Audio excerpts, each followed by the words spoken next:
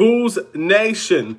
Last video, we decided to talk about Paul Millsap and the actual interest of the Chicago Bulls in the pursuit of Paul Millsap. However, if that is the player that does not come to the Chicago Bulls, there have been many people in my comment sections wanting to discuss another player. He's a very popular player, someone that at the end of the day has fallen from grace from what his prime used to be, and his name is DeMarcus Cousins. Many people see him as a potential backup power forward or center for the Chicago Bulls, and someone that could do very well on this team. We're going to talk about the positives and the negatives with DeMarcus Cousins and what he could bring to this team in this video. Let's do it.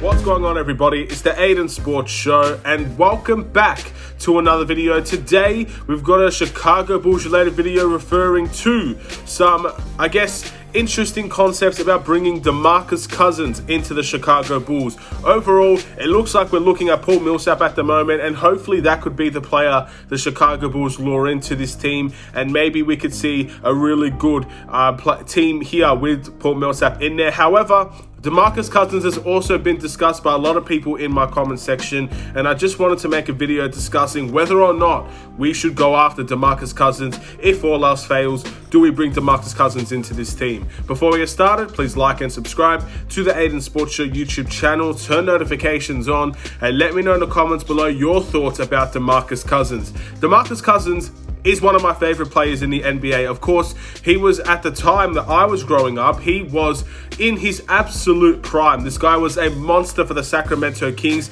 He had the attitude. He was constantly getting flagrants, which means that he didn't really have the, I guess, an attitude that is lenient, or I guess that is laid back. He was very aggressive, very verbal, and a lot of those things got him in trouble. He's that kind of player when it comes to the NBA. He does like to get his technicals here and there. He does like to talk trash. He does like the ability to express his emotions in certain ways, and that's a-okay in my books. I don't really have a problem with that. Obviously, when he gets kicked out of games, that's when I have an issue. But if he's giving away, or if he's being aggressive in the way that he communicates, it's not something I'm terribly afraid of. Obviously, the free-throw attempts from technicals is stuff that I don't want to necessarily see, and that's obviously a negative towards DeMarcus Cousins. Sometimes his attitude, sometimes his frustrations do get the better of him, and he's not always shown that the grass is greener on the other side. If he decides to let things go more often than he decides to fight back, in many ways, it does end up costing him. But of course, when you talk about the positives to DeMarcus Cousins, of course, he knows what it's like to be on a winning team. He's been on the LA Clippers this year. He's been on a bunch of teams. There is a few negatives, but I want to talk about the positives first. Obviously, we just discussed he has been on a few teams. He does know what it's like to be on winning teams. He played with that Warriors team, and he did very well for that Warriors team. When they were in the playoffs. Obviously, he played for the Clippers this year. Obviously, his time in Sacramento wasn't always winning, but he was definitely the star player there. So he brings a lot of experience, and he brings a know-how on how to play the NBA game. Of course, he's not what he used to be. He's not going to be a guy that averages 30 points, 10 rebounds, and 5 assists per game, like maybe what he would have been prior to his injury. But at the end of the day, outside of that, he was a very strong player in his day, and he's still a very strong player now in terms of bench production. His season averages was 8.9 points per game, 6.4 rebounds per game, 1.9 assists per game, shooting 42.6% from the field, 34.8% from the three. So pretty decent scoring in my eyes from DeMarcus Cousins, obviously rebounding as well. I've never seen DeMarcus Cousins as a fantastic defender. Obviously, as a center, he does get those occasional blocks. He does get some good defensive plays on other centers around the league. But more often than not, you know DeMarcus Cousins from being a very good scoring center. A center that you can dominate in the post, can shoot the three, can shoot the mid-range, pick and pop game. But DeMarcus Cousins off the bench does bring a lot in terms of the scoring side of the game. And many people see him as a backup power forward or center. The negatives to DeMarcus Cousins, there's not been many seasons now where he's been fully healthy. This year alone, he got waived from Houston and played for the Clippers. And at the end of the day, being waived is okay. It just depends on the certain teams, what their needs and wants are. And maybe Houston didn't need DeMarcus Cousins, although they did need a center. So many big confusions there. But that is something that we need to be wary of. When you're bringing in DeMarcus Cousins, you're potentially bringing in someone that at the end of the day, if it's his attitude or if it's something on the court wise, we may not see the best out of DeMarcus Cousins and we may end up waiving him down the line. This has happened before, so I'm not going to be surprised if it happens again. But off of the bench, I think this is a very, very, very solid player if he stays healthy. Because at the end of the day, that's also another big issue. DeMarcus Cousins has failed to stay healthy throughout the course of his career. Unfortunately, that ACL injury seemed to have had a lot of, after effects with other injuries. And it just keeps lingering and lingering. And you know how injuries are. Once they get to a player, sometimes it's very difficult, if not impossible, to stay healthy for a consistent amount of time. He played 41 games this year. I'm not sure how many of them are due to injury, but he did end up going to the Clippers later on, and he ended up doing very well over there, and he did get a playoff run. I don't know how much time he got in the playoffs, but at the end of the day, he contributed on the winning team. With DeMarcus Cousins, that is obviously a very good thing to have. As I said before, winning teams, winning franchise that he was playing for. And he will also be part of that for the Chicago Bulls. He'll be coming off of our bench, being a good offensive player. And he'll be on a winning team and a winning franchise. And I think that best suits DeMarcus Cousins. I don't think DeMarcus Cousins is gracious in defeat. I think he wants to win games and he wants to join teams that are in win now mode. So I feel like DeMarcus Cousins is looking at the Chicago Bulls and potentially sees an opportunity there to go and win games. And that's what he wants to do. He wants to win games. And I think that's a perfect scenario for him to win some games. What I've also liked about DeMarcus Cousins is that he's changed his body up to try his very best to stay healthy.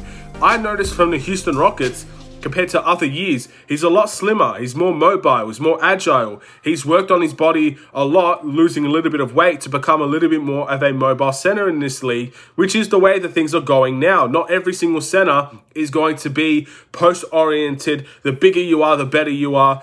You need to be mobile in this league, and there are many other centers around the league that will be very mobile compared to the big, strong post players. So Nikola Vucevic is a big, strong post player, but other centers in this league are more agile. Even like a Wiseman, for example, is more agile. He's big, don't get me wrong, but he's not muscular. He's a very agile center, and there are many more of them out there. So DeMarcus Cousins fits the mold there, where he could try and keep up with some of those more agile players, even though defense is not the strongest suit. So this is all I really have to say in relation to DeMarcus Cousins. I guess the question that needs to be answered now is, would I take him on the Chicago Bulls this season?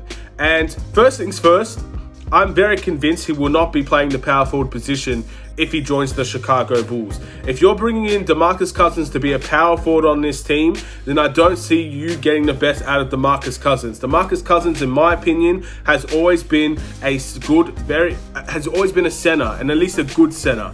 I feel like if he plays in any other position, he's going to begin to struggle a little bit. So DeMarcus Cousins is a very good talent at the moment out there. He's one of the better options you could go after in the center position, but I don't see him playing as the power forward. And many people want DeMarcus Cousins to come in as a power forward. I'm fine if Billy Donovan wants to give him the opportunity to play in that power forward position. However, if you're getting DeMarcus Cousins, I strongly feel like it's going to be as a center. I don't see him as a power forward. If you're asking me, should I bring DeMarcus Cousins in as a center? I would say, what do you want out of Tony Bradley? Because Tony Bradley is someone that we have brought into the Chicago Bulls, who's 23 years old and has potential to grow over DeMarcus Cousins, who is, I believe, 31 years old and may be better than Tony Bradley now. But of course, in the space of a year, maybe a little bit more than that, Tony Bradley will have a little bit more leverage over DeMarcus Cousins. The way that I see it, I would take DeMarcus Cousins on the Chicago Bulls. I know that's a fairly unpopular decision. I know many people will say otherwise, and that's all fine and good. But with DeMarcus Cousins, if we're in a win now mode, you want to bring a better player into this team than what you did bring prior. I think DeMarcus Cousins is a better player than Tony Bradley. I think Tony Bradley offers us a lot more on defense, but doesn't offer us enough on offense compared to DeMarcus Cousins per se. So again, there is a little bit of a mismatch here. They're kind of opposite players in ways. But at the end of the day, I would probably take DeMarcus Cousins. I would probably try him out at the power forward position. If we're going to play Marco there, we may as well play DeMarcus Cousins there.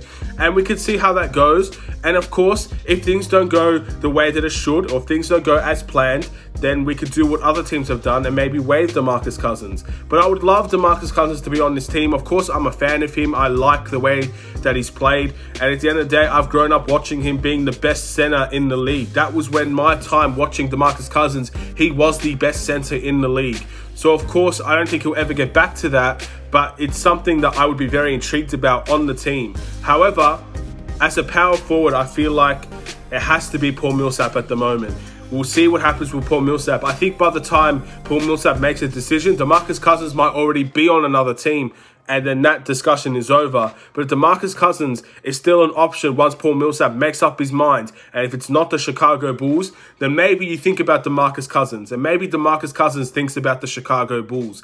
Another team, a new environment, and a place where maybe he could spend a whole year here. I don't know. I think he's been a good player throughout the course of his career, and I think he could be a good veteran on the team.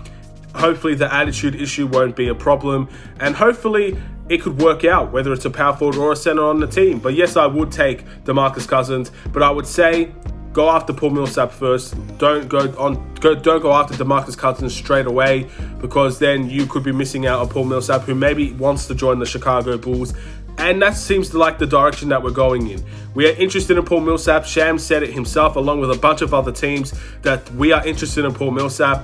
And of course, I want that guy. I want Paul Millsap to be on this team. And of course, if all else fails, then we look at other options. And DeMarcus Cousins, I think, would be a solid option to bring in. With that being said, Bulls Nation, thank you for watching. Please like and subscribe if you're new. DeMarcus Cousins is an extremely controversial player, and I can completely understand that, because there has been a lot of positives and a lot of negatives to his game, and it just hasn't worked out. He's played on a bunch of different teams over the course of many years. I mean, considering his last stint in New Orleans, he's played for the Golden State Warriors. He's also played for the Houston Rockets, and he's played for the Clippers. So it's not all positives, I guess you could say, from here. So yeah, it's just an interesting thing, I would say. Not too much really to say on the situation, but yeah, I don't really know. We'll figure it out, ladies and gentlemen. We'll see what we can do. Have a wonderful and safe day, Bulls Nation. I'll see you in another Chicago Bulls video. Take care and peace.